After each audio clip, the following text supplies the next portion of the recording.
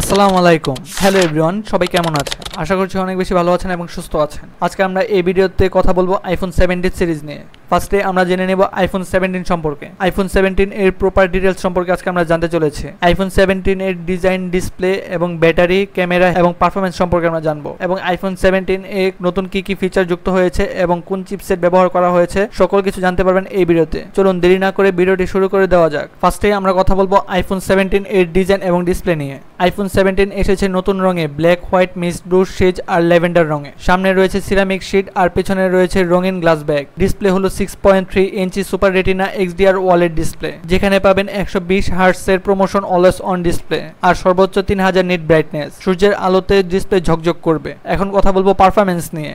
এই ফোনে রয়েছে শক্তিশালী A19 চিপ আর 8GB র্যাম। গেমিং হোক, ভিডিও এডিটিং হোক কিংবা মাল্টিটাস্কিং সবকিছু হবে দ্রুত আর স্মুথ। আইফোন 17 এ পাবেন ডুয়াল 48 মেগাপিক্সেল ক্যামেরা সিস্টেম, একটি মেইন সেন্সর আর একটি আল্ট্রা ওয়াইড সেন্সর।